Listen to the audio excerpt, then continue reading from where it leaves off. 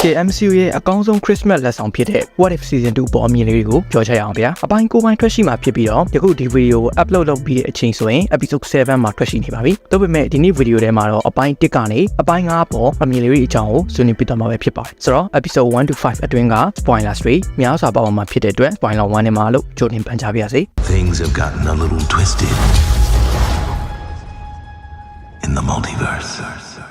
Episode 1ကတော့ What if Nebula joined the Nova Corps ပါမြန်မာလိုပြောရရင်တော့ Nebula ဒါ Nova တပ်ဖွဲ့ကိုဝင်ရောက်ခဲ့မယ်ဆိုရင်ပေါ့ခေါင်းစဉ်တိုင်းမှာပဲ Thanos ရဲ့မွေးတဲ့သမီး Nebula တယောက်အကြောင်းဖန်လာရင်းနဲ့ Xandar ဂျိုဘောက Intergalactic Military အဖွဲ့ကြီးရဲ့အဖွဲ့ဝင်တယောက်ဖြစ်လာခဲ့ရတဲ့အကြောင်းပါဒီကနေမှအမှုကိစ္စတစ်ခုကိုဖြေရှင်းဖော်ထုတ်ရရင်နဲ့ Xandar ဂျိုကြီးကိုပြန်လည်အသက်ဝင်စေဖို့အတွက်ဘယ်လိုပဲပုံစူးစမ်းခဲ့တယ်လဲဆိုတာကိုမြင်တွေ့ခဲ့ရပါတယ်ဒီထဲမှာစိတ်ဝင်စားစရာတွေကတော့တပုတ်တပင်းလို့ပဲဆိုရမှာပါပထမတစ်ခုကတော့ back story ပေါ့ဗျာဒီ universe မှာက Ronan aka Ronan the Accuser က Thanos ကြီးကိုတစ္ဆာဖောက်နဲ့အပြစ်ရှင်းလိုက်နိုင်ခဲ့တာပါဇလန်ကတော့တစ္ဆာဖောက်တယ်လို့သုံးထားတဲ့အတွက်မတမာတဲ့နီးနေများ Thanos ကိုအနာယူနိုင်လိုက်တာလားပေါ့ဒီပတ်တဲ့ကိုတော့တေချာမဖော်ပြထားတဲ့အတွက်ဘယ်လိုပဲပုံ Thanos တည်သွားခဲ့တယ်လဲဆိုတာကိုတော့အတိအကျပြောဖို့ခက်ပါတယ်ဘာပဲဖြစ်ဖြစ်ဒါကလည်းကျွန်တော်တို့ရုပ်ရှင်တွေရော series တွေမှာတွေ့ရတဲ့ Thanos ရဲ့အနောက်ထပ်တည်ဆုံမှုတစ်ခုပါပဲနောက်တစ်ခုကတော့ Nebula ရဲ့အဖွဲ့အသင်းမျိုးပါ Member 3အနေနဲ့ Group Cork Power the Deck ကို Guardian of the Galaxy အဖွဲ့စတိုင်မျိုးအနေနဲ့တွေ့မြင်ခန်းစားခဲ့ရတာပါပဲဒီ episode ပေါ်အမြင်ကိုပြောရမယ်ဆိုရင်တော့ဒါက MCU မှာမြင်ရခဲ့တဲ့စုံတော့ဆန်ဆန်5မျိုးအရာမျိုးတစ်ခုကိုခန်းစားခဲ့ရတာလို့မြင်မိပါတယ်။ genre အနေနဲ့ပေါ်ပြရမယ်ဆိုရင်တော့ noir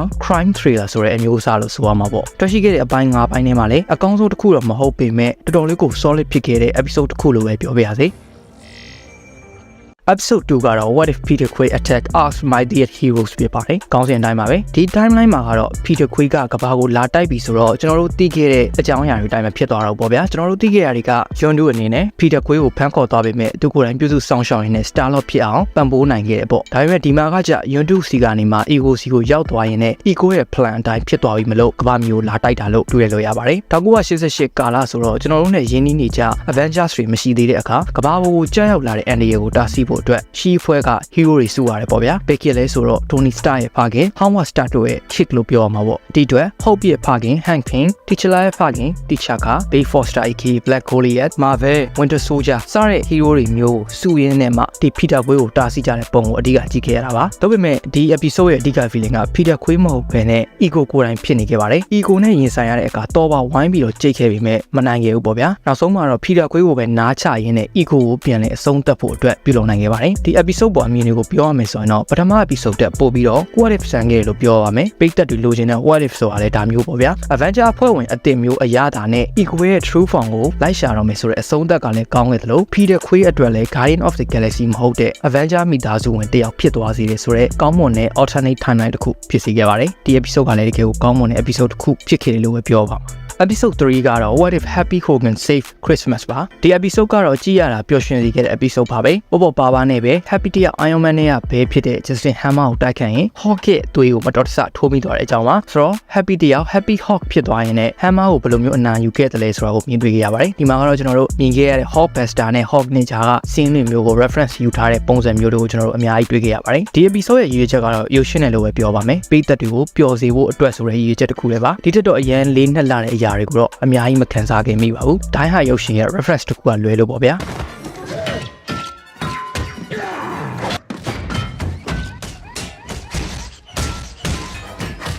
Episode 4ကတော့ What if Iron Man crashed into the Grandmaster ပါဆိုတော့ Scar ဂျိုဘောကပြန်ပွဲတွေလုပ်ပြီးတော့ champion ရွေးတဲ့ Sayu Grandmaster စီ Iron Man ရောက်သွားရင်လည်းအိမ်ပြန်မှုကြိုးစားခဲ့တဲ့ပုံမှာဒီမှာဘာနဲ့ချိတ်ဆက်ထားတယ်လဲဆိုရင် Guardians of the Multiverse အဖွဲ့ဝင်ဖြစ်တဲ့ Gamora ရဲ့ back story နဲ့ပါဒါက season 1မှာသိခဲ့ရတဲ့အရာလို့ပြောမှာပေါ့ New York battle အပြီးမှာ nuclear လက်နက်နဲ့ one hole ကနေ time ထွက်ပြီးတော့ Chitauri ရင်တွေကိုဖောက်ခွဲခဲ့တဲ့ Iron Man တယောက်ဒီ timeline မှာတော့အိမ်မပြန်နိုင်ခဲ့ပဲတဲ့ Scar ဂျိုဘောက Grandmaster ရဲ့ရှေ့တီရောက်သွားခဲ့ပါတယ်ဒီကနေမှ Grandmaster ရဲ့ battle arena ထဲမှာဝင်ပြိုင်မှုဖြစ်လာတယ်ပေါ့ဒီမှာကတော့အရင်ကမြင်ဘူးခဲ့သလိုတော်နဲ့ Hawk ပိုင်ဝမ်းချိတ်တာမျိုးမဟုတ်ဘဲနဲ့ Formula 1 ဆန်ဆန်ပြိုင်ကားပြိုင်ရတဲ့ arena မျိုးဖြစ်နေပါတယ်အမြင်သာဆုံးပြောရမယ်ဆိုရင်တော့ battle racing မျိုးပေါ့ဒီထဲမှာမှ Tony နဲ့ Gamora တို့ရဲ့အတွဲကိုတော့တော်တော်လေးကိုလိုက်ဖက်တယ်လို့ခံစားခဲ့ရတာပါဒီ chemistry ကဒီ episode ရဲ့အသက်လို့ကိုတင်စားလို့ရတယ်ပေါ့ဒီ episode ကိုမြင်သာအောင်ပြောရမယ်ဆိုရင်တော့ Thor Ragnarok ကိုပုံပြောင်းထားတာပါပဲကွဲသွားတာကတော့ Thor နဲ့ Hawk တို့အစား Tony နဲ့ Gamora ပေါ့ဗျာ Iron Man ရဲ့စုအသစ်မျိုးနဲ့ကားပြောင်းနိုင်ခဲ့တဲ့အရာတွေကတော့ကျွန်တော်တို့ပေးသက်တွေအတွက် bonus ပေါ့ဗျာကျွန်တော်ကတော့ Iron Man fan တယောက်ဖြစ်တဲ့အပြင် Thor Ragnarok ရုပ်ရှင်ကိုလည်းတော်တော်လေးကိုကြိုက်နှစ်သက်ခဲ့သူဖြစ်တဲ့အတွက်ဒီ episode ကတော့ယခုထွက်ရှိခဲ့တဲ့ episode 5ခုထဲမှာကျွန်တော်အကြိုက်ဆုံးဖြစ်ခဲ့သလိုအကောင်းဆုံးတစ်ခုလို့ခံစားခဲ့ရပါတယ်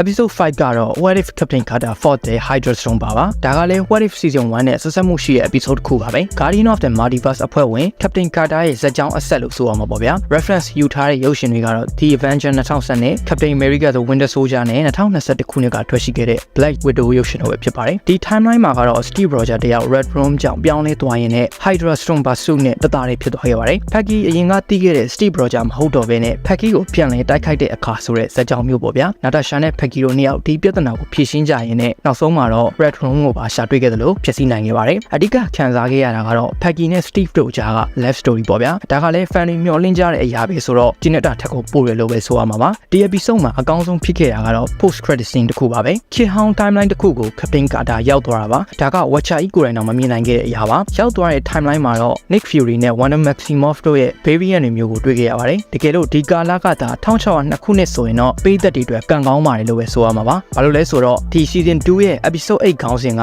The Avenger Assemble in 1602ဖြစ်တာကြောင့်မလို့ဒီအဆုံးသက်ရဲ့အဆက်ကိုအပိုင်းတစ်ခုအနေနဲ့တည်တဲ့မြင်တွေ့ရမှာဖြစ်လို့ပါဆိုတော့တန်လန်ကြီးဖြစ်သွားတာမဟုတ်ဘဲနဲ့အပိုင်းတစ်ပိုင်းအနေနဲ့တက်လာမှာပေါ့ဗျာဆိုတော့ခြုံငုံပြီးပြောမယ်ဆိုရင်တော့ What if season 2က MCU ပေးသက်တွေအတွက်တော့ကျေနပ်စရာ Christmas လက်ဆောင်လို့ပဲပြောရမှာပါဒီနှစ်အတွင်းထွက်ရှိခဲ့တဲ့ MCU ရဲ့ရုပ်ရှင်အများစုအထက်အပြတ်သက်ကောင်းမွန်တာလွန်နေဆိုတာကတော့အားလုံးသဘောတူမယ်လို့ပဲထင်ပါတယ်အကောင်းဆုံးမဟုတ်ပေမဲ့ပေးသက်တွေကိုတော့လုံးဝစိတ်မပြတ်စေခဲ့ဘူးလို့ပဲပြောပြရစီဒီအတွက်တော့ MCU ကိုကျေးဇူးတင်ပါတယ်လို့ပဲဆိုရမှာပေါ့ဗျာဒီဇင်ဘာနှစ်ကုန်ကိုပြည့်စုံစေခဲ့တယ်လို့ပြောရင်ပို့ပြီးတော့မှန်ပါလိမ့်မယ်နောက်ထပ်ထွက်ရှိမယ့် episode 6 7 8 9စတဲ့ episode တွေမှာလည်းပို့ပြီးတော့ကောင်းမွန်တဲ့အရာတွေပြင်ချော် hero တစ်တွေပို့ပြီးတော့ကောင်းမွန်တဲ့ what if imagination တွေကိုထပ်မံမြင်တွေ့ရအောင်မှာဖြစ်ပါတယ်ဆိုတော့ကျန်တဲ့၄ပိုင်းကိုတော့ episode 9ထွက်ပြီးမှာပဲယခုလိုအမြင်လေးတွေနဲ့ထပ်မံဆွေးနွေးကြတာပေါ့ဗျာဆိုတော့အပိုင်း9ထိကြည့်ပြရတဲ့ပရိသတ်တွေရောဘေး episode တွေဘေးအရာတွေကိုကြိုက်နှစ်သက်တယ်ဆိုတဲ့အရာတွေကိုcomment မှာဝင်ရောက်ဆွေးနွေးသွားဖို့ဖိတ်ခေါ်ရင်းနဲ့ပဲဒီနေ့ဗီဒီယိုလေးကိုဆုံးသက်လိုက်ပါတယ်ဆိုတော့ဒီနားထောင်ပေးရတဲ့အတွက်အားလုံးကိုကျေးဇူးထူးပဲတင်ရှိပါတယ်ဗျာ